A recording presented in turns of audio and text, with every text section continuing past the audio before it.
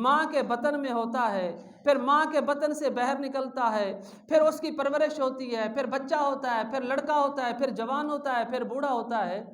تو جیسے انسان کی ایک پرورش ہوتی ہے تو ویسے ہی یہ قرآن تھا، اور نعوذ باللہ وہ اللہ تعالیٰ کو بھی ایسا گوارتے تھے، مگر ان کے مقابلے میں جب امام احمد بن حنبل رضی اللہ تعالیٰ عنہ کھڑے ہو گئے، یہ عقیدہ تھا۔ اب معتزلہ کے اندر کافی لوگ آئے اور بھٹک گئے، مگر ان میں ایک امام احمد بن حنبل رضی اللہ تعالیٰ عنہ کھڑے تھے۔ انہوں نے فرمایا کہ مامون الرشید کا دور تھا اور دور عباسیہ کا دور تھا۔ انہوں نے جب، کیونکہ معتزلہ تھے، وہ عقل کے اوپر ڈیپینڈ کرتے تھے اور عقل کی بنیاد پہ وہ غصہ بھی کرتے تھے، اور وہ کہتے تھے کہ رب ہے، اور رب نعوذ باللہ فرشتوں کے ساتھ کھیلتا ہے، اور اس رب کی طرف سے نور کی شعائیں آتی ہیں، اور اس رب نے فرشتے کھڑے کیے ہوئے ہیں جو آسمان کو سہارا دیے ہوئے ہیں، اور اس رب نے حضور علیہ السلام کے لیے اپنے پاس ایک جگہ رکھی ہوئی ہے، وہاں پیارے مصطفیٰ بیٹھتے ہیں۔ تو اس طرح جب ان کے عقائد بگڑ گئے، اور عقائد آج بھی بگڑے ہوئے ہیں، اس وقت جو معتزلہ تھے، اس وقت جو خوارج تھے، اس وقت جو شیعان علی تھے، اس وقت جبریہ تھے، قدریہ تھے، جتنے بھی فرقے تھے، آج بھی ان کی خوشبو کسی نہ کسی فرقے کے اندر موجود ہے۔ تو وہ جب کہتے تھے تو امام احمد بن حنبل رضی اللہ تعالیٰ عنہ ڈٹ گئے۔ آپ نے فرمایا کہ قرآن اللہ کی صفت ہے۔ تو جب یہ بات ہوئی تو وہ کیونکہ عقل کے اوپر ڈیپینڈ کرتے تھے، انہوں نے مامون الرشید کو خط لکھے، دور عباسیہ کے اندر خط لکھے، اور ان خط کے اوپر عمل پیرا ہوا، اور امام احمد بن حنبل رضی اللہ تعالیٰ عنہ کو جیل میں ڈالا گیا، اور جیل کے اندر جب ڈالا گیا تو آپ کو کوڑے لگے، اور معتزلہ کا وہ زمانہ گزر گیا، اور معتزلہ کا جو فرقہ تھا وہ تھوڑا سا آگے چلا۔ اس وقت ایک فرقہ تھا جس کو اشعریہ کہتے ہیں، ابو الحسن اشعری رحمۃ اللہ علیہ کے نام سے وہ ماخوذ ہوا۔ تو اس وقت جب معتزلہ اپنے عقائد کے اندر بگڑے جا رہے تھے، تو اس وقت ابو الحسن اشعری رحمۃ اللہ علیہ کو خواب میں میرے آقا کی زیارت ہوئی، اور کہا کہ اے ابو الحسن اشعری، خواب کے اندر میرے مصطفیٰ نے فرمایا کہ تم ان کے آگے کھڑے ہو جاؤ اور سیرا پلئی دیوار بن جاؤ، اور ان سے جو ان کے عقائد ہیں ان کے سامنے کہو کہ میں تمہارے عقائد کے اوپر ٹھوکر مارتا ہوں۔ اور جب یہ ابو الحسن اشعری رحمۃ اللہ علیہ نے یہ بات سنی تو آپ کے ایک استاد تھے، اور وہ معتزلہ کے اندر بہت بڑے مفکر سمجھے جاتے تھے، اور آپ خود بھی معتزلہ کے اندر موجود تھے، ابو الحسن اشعری۔ جب میرے آقا کا خواب میں زیارت ہوئی تو اس وقت جب پیارے مصطفیٰ نے فرمایا کہ ان کے آگے آپ کھڑے ہو جائیں، اس وقت ابو الحسن اشعری رحمۃ اللہ علیہ یہ الا اور علیکہ کی طرف آ رہا ہو کہ میرے مصطفیٰ موجود تھے، موجود ہیں اور موجود رہیں گے۔ اور جب وہ فرقہ آگے بڑھنے لگا تو میرے آقا کریم جب خواب میں آئے تو اس وقت ابو الحسن اشعری رحمۃ اللہ علیہ نے جب خواب دیکھا، جن کو گارنٹی میرے مصطفیٰ دے دیں کہ یہ عقیدہ ٹھیک ہے اور آپ ایک اس کے سامنے سیسا پلی دیوار بن کے کھڑے ہو جائیں تو پھر ان کو ہرا کون سکتا ہے۔ جب قائد اعظم نے پاکستان کی کوشش کی تھی اور آپ پاکستان کی کوشش میں پزل ہو گئے تھے اور آپ امریکہ چلے گئے تھے،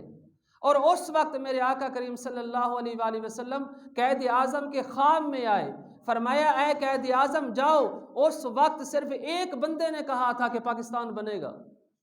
اور جب میرے آقا کریم قائد اعظم محمد علی جناح رحمۃ اللہ علیہ کے خواب میں آئے تو فرمایا کہ آپ چلے جائیں، پاکستان بن جائے گا۔ اور جب اس کے بعد قائد اعظم محمد علی جناح رحمۃ اللہ علیہ واپس پلٹے تو پھر لوگ کہتے تھے پاکستان نہیں بنے گا، تو قائد اعظم رحمۃ اللہ علیہ فرماتے تھے نہیں، اب پاکستان بنے گا، تو پھر پاکستان بنا۔ تو جب ابو الحسن اشعری رحمۃ اللہ علیہ واپس پلٹے، ان کے ایک استاد تھے جن کا نام تھا الجبائی، الجبائی کے پاس آئے تو کہنے لگے کہ آپ لوگ جو ہے نا عقل کے اوپر ڈیپینڈ کرتے ہیں، وحی کے اوپر ڈیپینڈ کیوں نہیں کرتے؟ اور آج آپ اپنے معاشرے کے اندر دیکھیں، ہم کتابوں سے دور، ہم قرآن مجید سے دور، ہم شیخ الحدیث سے دور، ہم مفتیوں سے دور۔ آج کا نوجوان وحی کو نہیں مان رہا، صرف عقل کو مان رہا ہے۔ جو کہتا ہے کہ میرے آقا کریم مدینہ سنتے ہیں یہاں نہیں سنتے، اس کی عقل کہتی ہے ہاں ٹھیک ہے، پھر وہ اس عقل کو مانتا ہے اور اس قرآن اور وحی اور حدیث کو نہیں مانتا۔ اب اسی بیس کے اوپر اس کا عقیدہ غرق ہوتا جا رہا ہے۔ تو جب آپ اپنے استاد الجبئی کے پاس واپس آئے، آپ نے کہا کہ مجھے صرف 3 چیزیں بتا دیں۔ انہوں نے کہا جی بولے۔ آپ نے کہا کہ سپوز کریں، مثال لے لیتے ہیں کہ میرے 3 بھائی ہیں، ان میں ایک مسلمان ہے اور ایک کافر ہے اور ایک بچہ ہے۔ تو الجبئی کو کہا کہ آپ عقل کے اوپر ڈیپینڈ کرتے ہیں، آپ مجھے یہ بتائیں کہ جو میرا ایک بھائی مسلمان ہے اس کی آخرت میں کیا ملے گا، اور ایک کافر ہے اس کو کیا ملے گا، اور ایک چھوٹا سا بچہ ہے اس کو کیا ملے گا؟ کیونکہ الجبئی تھا وہ عقل کے اوپر ڈیپینڈ کرتا تھا۔ اس نے کہا جو مسلمان ہے وہ جنت میں جائے گا، جو مسلمان ہے وہ جنت میں جائے گا، اور جو کافر ہے وہ جہنم میں جائے گا، اور جو بچہ ہے وہ نہ جنت میں جائے گا نہ جہنم میں جائے گا، بلکہ وہ جنت اور دوزخ کے درمیان میں رہے گا۔ تو جب ابو الحسن اشعری رحمۃ اللہ علیہ کو کیونکہ پیچھے سے ایک اشارہ مل چکا تھا کہ یہ جھوٹے ہیں،